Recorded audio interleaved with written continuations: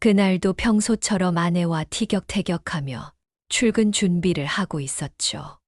여보, 내가 몇 번을 말했어요. 혈압약 좀 잊지 말고 챙겨 드시라고. 알았어, 알았다니까. 오늘은 꼭 먹을게. 아내의 잔소리를 건성으로 듣고 회사로 향했습니다. 34년간 한 번도 아픈 적 없이 일했던 제가 그날 오후 갑자기 가슴이 터질 듯한 통증이 왔습니다. 쓰러지기 직전 제 머릿속을 스치는 생각이 있었습니다. 내가 지금 죽으면 우리 가족들은 어떻게 되는 거지? 오늘은 제가 지난달 겪었던 일을 여러분께 들려드리려고 합니다. 안녕하세요. 저는 34년간 생명보험 회사에서 근무했던 김정은입니다. 제 나이 이제 63이고요. 회사에서 오후에 갑자기 쓰러진 것이 얼마나 다행인지 운전하다가 갑자기 쓰러졌으면 너무나 아찔했을 것 같습니다. 다행히 옆자리 동료가 빠르게 119를 불러줬고 저는 중환자실에서 눈을 떴습니다. 의사 선생님은 심근경색 직전이었다고 말씀하시더군요. 3일간 중환자실에 누워있는 동안 저는 처음으로 진지하게 죽음에 대해 생각해보게 됐습니다. 제가 갑자기 세상을 떠난다면 우리 가족들은 무엇을 어떻게 해야 할지 알고 있을까요? 34년간 보험회사에서 일하며 수많은 유족들을 만났습니다. 그들이 겪는 혼란과 고통을 지켜봐 왔죠. 하지만 정작 제 가족들을 위한 준비는 하나도 해두지 않았다는 걸 깨달았습니다. 퇴원하고 나서 저는 즉시 가족들을 위한 마지막 선물을 준비하기 시작했습니다. 오늘은 제가 실제로 준비한 5가지를 여러분과 나누고 싶습니다. 이 이야기는 단순히 죽음을 준비하는 게 아닙니다. 우리가 사랑하는 가족들을 끝까지 책임지는 방법, 마지막까지 그들을 품어주는 방법에 대한 이야기입니다. 자, 이제부터 제가 준비한 5가지를 하나씩 살펴볼까요? 첫 번째는 마지막 편지입니다. 병실에 누워있는 동안 가장 먼저 시작한 일이죠. 와이프와 아이들에게 각각 편지를 썼습니다. 34년 동안 한 번도 말하지 못했던 이야기들을. 여보, 미안해요. 당신의 잔소리가 사실은 내게 큰 사랑이었는데 그동안 투정만 부렸네요. 결혼 후 힘들었을 텐데 늘 웃으면서 살림하고 아이들 키워줘서 고마워요. 아들아, 내가 대학 떨어졌을 때 아빠가 많이 화를 냈었지. 사실 그때 아빠는 내가 상처받을까봐 걱정됐던 거야. 지금 내가 가고 있는 길이 늦어 보일 수는 있어. 하지만 아빠는 내가 자랑스럽다. 우리 막내딸, 너의 결혼식 때 아빠가 너무 심하게 울어서 놀랐지. 그건 내가 세상에서 제일 예쁜 신부였기 때문이야. 아빠가 평소에 잘 표현하지 못했는데 편지를 쓰면서 계속 눈물이 났습니다. 이렇게 쉬운 말들을 왜 그동안 한 번도 하지 못했을까요? 가족들을 위한 마지막 편지는 단순한 편지가 아닙니다. 우리의 진심을 담는 그릇이자 영원히 간직될 수 있는 마지막 선물입니다. 하지만 편지만으로는 부족했습니다. 두 번째로 준비한 것은 비상연락망 문서입니다. 보험회사에서 일하며 봐왔던 안타까운 일들이 떠올랐기 때문입니다. 남편이 갑자기 세상을 떠났는데 아내가 어떤 보험에 가입되어 있는지 모르는 경우가 많았습니다. 심지어 통장이 어디에 있는지, 어떤 은행을 주로 사용하는지도 모르는 경우가 있었죠. 그래서 저는 A 사용지에 모든 걸 정리하기 시작했습니다. 여보, 이게 뭐예요? 아내가 제 손에 들린 서류를 궁금한 듯 쳐다봤습니다. 우리 모든 통장 계좌번호야. 보험증권 번호도 다 적어뒀고, 비상금은 서재 책장 뒤에 있어. 디지털 금고 비밀번호도 여기 적어놨으니까. 여보, 무슨 일 있어요? 아내의 목소리가 떨렸습니다. 아니, 그게 지난번 중환자실에 있으면서 생각했어. 내가 갑자기 안 좋은 일이 생기면 당신이 제일 먼저 해야 할 일들을 정리해둬야 할 것 같아서. 아내의 눈시울이 붉어졌습니다. 저는 급하게 말을 이었습니다. 여기 봐요. 우리 주거래 은행 지점장님 연락처도 있고, 회사 담당자 번호, 경비실, 그리고 변호사 선생님 연락처까지. 모두 내가 직접 통화해서 확인한 번호들이에요. 평소에는 필요 없겠지만, 혹시나 하는 마음으로 정리해봤어요. 당신도 한번 훑어보고 더 필요한 게 있다면 같이 추가하자고요. 문득 34년 전 제가 신입사원이었을 때 만났던 한 할머니가 생각났습니다. 남편이 갑자기 세상을 떠난 후 보험금을 받으러 오셨는데 서류 하나 못 찾아 발을 동동 구르시던 모습이 아직도 선명합니다. 아들, 우리 영감님이 분명 보험 들었다고 했는데 서류가 어디 있는지 모르겠어. 그때 할머니의 눈물을 보며 다짐했습니다. 나중에 나도 반드시 가족들을 위해 이런 준비를 해두자고. 세 번째로 준비한 것은 디지털 자산 정리였습니다. 퇴원하고 집에 와서 제 핸드폰을 보는데 문득 궁금증이 생겼습니다. 내가 없어진다면 이 안에 있는 사진들은 어떻게 되는 걸까? 아이들이 태어났을 때부터 찍은 사진들, 가족 여행 동영상들, 그리고 매일매일 카톡으로 주고받은 이야기들. 아빠, 뭐해요? 갑자기 옛날 사진을 꺼내보시고 주말에 놀러 온 딸이 제 어깨 너머로 핸드폰을 들여다봤습니다. 그러게 내가 3살 때 찍은 사진인데 여기 저장되어 있는 줄도 몰랐네. 어머, 이거 제가 처음 걸음 맞댔을 때 아니에요. 저도 처음 보는 영상이에요. 그날 저녁 저는 가족들과 함께 디지털 정리 시간을 가졌습니다. 클라우드에 있는 모든 사진과 영상들을 백업하고 폴더별로 정리했죠. 이건 2010년 제주도 여행. 아, 이때가 내가 승진했을 때구나. 여보, 이거 우리 처음 만났을 때 찍은 사진이잖아요. 추억을 정리하면서 우리 가족은 처음으로 지난 시간들을 차근차근 되돌아보게 됐습니다. 그리고 모든 계정의 비밀번호도 정리했습니다. 이메일, 소셜미디어, 인터넷 뱅킹, 심지어 넷플릭스 계정 비밀번호까지. 이런 것까지 준비하다니. 아빠 너무 생각이 많으신 거 아니에요? 아들이 걱정스러운 눈으로 저를 바라봤습니다. 아니야, 이건 꼭 필요한 준비야. 내가 보험회사에서 본 안타까운 일들이 너무 많아서. 저는 아들에게 지난달 있었던 일을 들려줬습니다. 한 30대 남성이 갑작스러운 사고로 세상을 떠났는데 그의 아내는 남편의 온라인 주식 계좌에 접근할 수가 없었습니다. 수천만 원의 자산이 있었지만 비밀번호를 몰라 한참을 헤맸죠. 결국 법적 절차를 밟느라 6개월이나 걸렸다고 합니다. 또 다른 사례도 있었습니다. 암으로 투병하시다 돌아가신 50대 가장님의 이야기죠. 그분은 평소 주식 투자를 열심히 하셨는데 암 투병 중에도 계속 매매를 하셨다고 해요. 하지만 갑작스러운 의식불명으로 그분이 거래하던 여러 증권사 계정에 접근할 수가 없었습니다. 그래서 말인데 이제 4번째로 중요한 걸 준비했어. 서랍에서 USB 하나를 꺼냈습니다. 이게 뭔데요? 아내가 궁금한 듯 물었습니다. 우리 가족의 마지막 매뉴얼이야. 이 USB에는 우리 가족이 알아야 할 모든 것들이 담겨 있습니다.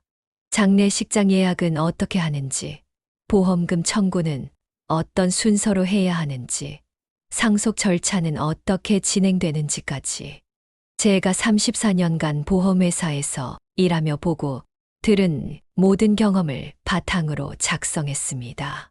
심지어 장례식장에서 일하시는 제 고등학교 동창에게 자문까지 구했죠. 아빠, 이런 걸 준비하시느라 얼마나 마음이 아드셨어요. 딸아이가 제 팔을 꼭 붙잡았습니다. 여보, 난 이런 걸 원하지 않아요. 아내의 눈에 눈물이 고였습니다. 당신 없는 세상은 상상도 하기 싫어요. 이런 준비하지 마요. 저는 아내의 손을 꼭 잡았습니다. 나도 그래요. 하지만 우리가 사랑하는 사람들을 위해서라도 이런 준비는 꼭 필요한 것 같아요. 내가 없더라도 당신이 혼자서도 잘 해낼 수 있도록. 그리고 USB 안에는 또 하나의 특별한 폴더가 있었습니다. 바로 우리 가족의 행복했던 순간들이라는 제목의 동영상이었죠. 결혼식부터 아이들의 돌잔치, 졸업식, 가족여행. 모든 순간들을 동영상으로 만들어 놓았습니다. 잠깐 이거 한번 보자. USB를 노트북에 연결하고 동영상을 틀었습니다. 어머, 이게 언제 찍은 거예요? 화면 속에는 제가 아내에게 청혼하던 순간이 담겨 있었습니다. 34년 전 서툴게 무릎을 꿇고 반지를 건네던 모습이었죠. 이걸 어떻게 구했어요? 기억나요? 그때 우리 동생이 몰래 찍어뒀잖아요. 영상은 계속 이어졌습니다. 우리의 결혼식, 신혼여행, 그리고 첫 아이가 태어났을 때. 아빠, 저 울음소리 저예요. 그래, 내가 세상에 처음 나왔을 때 울음소리야. 이어서 아이들의 첫 걸음마, 첫 생일, 첫 운전면허. 우리 가족의 모든 처음들이 담겨 있었습니다. 이렇게 오래된 영상들을 어떻게 다 모으셨어요? 아들이 놀란 듯 물었습니다. 3개월이 걸렸어. 친척들한테 연락해서 옛날 비디오 테이프 찾고 디지털로 변환하고 VHS 테이프 변환하는 가게를 3군데나 돌았다니까. 영상을 보면서 우리 가족은 웃고 울었습니다. 때로는 까르르 웃음이 터져 나왔고 때로는 눈물을 훔치기도 했죠. 5번째로 준비한 건 제 목소리가 살짝 떨렸습니다. 바로 이 순간이에요. 가족들이 의아한 듯 저를 바라봤습니다. 지금처럼 우리가 함께 있는 이 시간, 이게 가장 소중한 거라는 걸 이제야 깨달았어요. 그동안 나는 나중에라는 말을 너무 많이 했던 것 같아요. 퇴원하고 집에 와서 일기장을 보니 가족들에게 했던 약속들이 가득했습니다. 주말에 시간 나면 등산 가자. 이번 휴가 때는 꼭 제주도 가족여행 가자. 다음에 시간 나면 낚시 한번 가자. 하지만 그 나중은 항상 미뤄졌습니다. 회사 일이 바빠서, 피곤해서, 날씨가 안 좋아서. 항상 핑계가 있었죠. 그래서 결심했어요. 이제는 지금 함께 하기로. 저는 회사에 남아있던 연차를 모두 썼습니다. 20일이나 되는 휴가였죠. 여보, 우리 내일부터 20일 동안 매일 데이트해요. 갑자기요? 네, 갑자기요. 지금이 아니면 또 미룰 것 같아서. 아내와 함께 영화도 보고 손잡고 공원도 걸었습니다. 주말에는 아이들과 함께 캠핑도 갔죠. 텐트 앞에서 바비큐를 구우면서 이야기를 나눴습니다. 별을 보며 옛날 얘기도 했고, 미래의 꿈에 대해서도 이야기했습니다. 아빠, 이렇게 좋은 아빠였는데, 우리한테 왜 이런 모습 안 보여주셨어요? 딸아이가 장작불을 보며 물었습니다. 그러게, 아빠가 미안하구나. 가만히 생각해보니 제가 가족들에게 진정으로 마음을 열어본 적이 없었습니다. 가장은 강해야 해. 울면 안 돼. 약한 모습 보이면 안 돼. 이런 생각들이 저를 가두고 있었던 거죠. 회사에서 중요한 프로젝트가 실패했을 때도, 승진해서 밀렸을 때도, 밤새 가슴이 답답해 잠 못 이룰 때도, 저는 항상 웃는 얼굴로 집에 들어왔습니다. 사실, 아빠도 많이 외로웠어. 제 입에서 처음으로 나온 고백이었습니다. 회사에서 힘들 때도, 건강이 안 좋을 때도, 늘 혼자 참았어. 가족들 걱정할까봐, 약한 모습 보일까봐, 화장실에 가서 혼자 울기도 했지. 말을 하다 보니 눈물이 났습니다. 이번엔 숨기지 않았습니다. 작년에 팀장 자리에서 물러날 때 얼마나 마음이 무너졌는지 몰라. 30년 넘게 일한 회사에서 젊은 사람한테 밀려나는 기분. 그때 얼마나 당신한테 위로받고 싶었는지. 아내가 제 손을 꼭 잡았습니다. 왜 말 안 했어요? 제가 옆에 있잖아요. 그리고 아들아, 내가 작년에 이직한다고 했을 때 아빠가 반대만 했지. 사실 아빠는 내가 자랑스러웠어. 안정적인 공기업을 과감히 나와서 도전하는 모습이 아빠가 하지 못했던 걸 하는 것 같아서 아들의 눈에도 눈물이 고였습니다. 아빠, 우리도 이제 알았어요. 아빠가 얼마나 우리를 사랑하시는지, 그리고 얼마나 외로우셨는지. 딸아이가 말했습니다. 아빠, 이제부터는 약한 모습도 보여주세요. 우리가 아빠 등도 두드려주고 위로도 해드릴게요. 그게 가족이잖아요. 그날 밤 캠핑장의 작은 텐트 안에서 우리 가족은 서로를 더 깊이 이해하게 됐습니다. 중환자실에서 깨달은 죽음에 대한 준비는 오히려 우리 가족을 더 단단하게 만들어 주었습니다. 이제 알았어요. 가족이란 서로의 약한 모습도 보여줄 수 있는 사이라는 걸. 완벽한 아빠이기보다는 진실된 아빠가 되는 게 더 중요하다는 걸.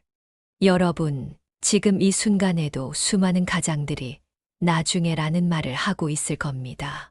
퇴원한 지 2달이 지난 지금, 저는 매주 목요일마다 보험회사 신입사원들 앞에서 강의를 합니다. 우리가 고객들에게 만약의 상황을 이야기할 때 그들의 가족을 생각해야 합니다. 단순히 보험 상품을 파는 게 아니라 그들의 사랑하는 방법을 알려주는 거예요. 강의실에서 제가 가장 강조하는 것은 바로 지금 이 순간의 중요성입니다. 어제 저는 아내와 함께 저녁을 먹었습니다. 평범한 된장찌개에 구수한 밥 한 그릇. 그런데 그 순간이 그렇게 행복할 수가 없더군요. 왜냐고요? 지금 이 순간이 우리에게 주어진 마지막 저녁 식사일 수도 있다는 걸 알게 됐으니까요.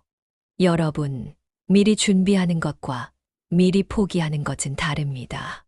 죽음을 준비한다고 해서 삶을 포기하는 게 아니에요. 오히려 더 치열하게, 더 사랑하며 살게 됩니다. 그래서 오늘 저는 여러분께 5가지를 말씀드렸습니다. 첫째, 마지막 편지를 써두세요.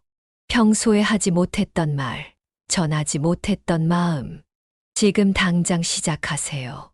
편지는 글자 수를 걱정하지 마세요. 맞춤법을 걱정하지도 마세요. 그저 마음을 담아서 써내려가세요. 둘째, 비상연락망 문서를 만드세요. 통장, 보험, 증권, 모든 금융정보를 한눈에 볼 수 있게 정리해두세요. 그리고 반드시 배우자와 함께 검토하세요.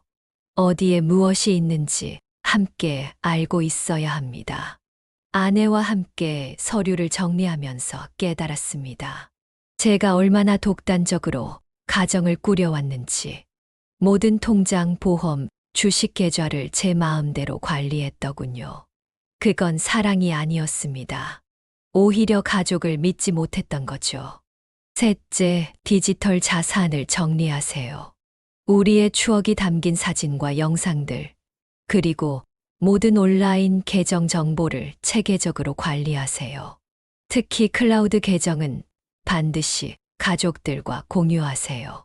우리의 추억은 혼자만의 것이 아니니까요. 넷째, 마지막 매뉴얼을 준비하세요.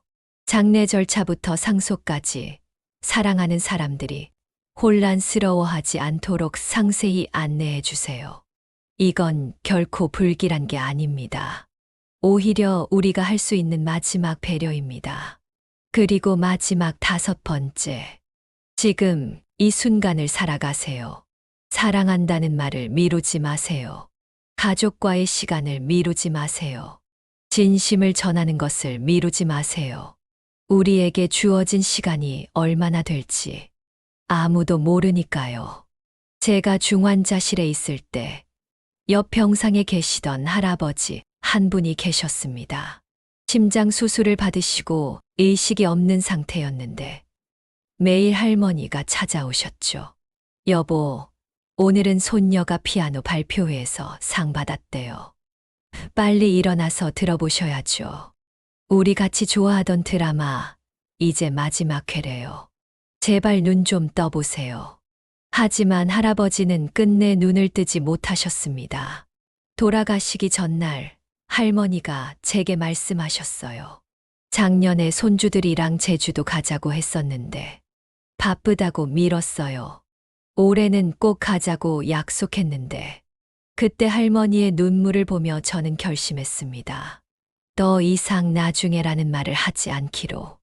오늘 이 영상을 보고 계신 여러분, 지금 당장 휴대폰을 들어주세요. 그리고 사랑하는 사람에게 연락 한번 해보세요. 거창한 말은 필요 없습니다. 오늘 저녁 뭐 먹을까? 퇴근하고 잠깐 커피 한잔 할래? 주말에 시간 있어. 이런 평범한 말 한마디로 시작해보세요. 제가 준비한 5가지 방법이 도움이 되셨다면 구독과 좋아요 부탁드립니다. 여러분의 응원이 더 많은 분들에게 이 메시지를 전할 수 있는 힘이 됩니다. 알림 설정도 꼭 해주세요. 마지막으로 오늘 밤 꼭 가족들과 함께 저녁 식사하시길 바랍니다. 감사합니다.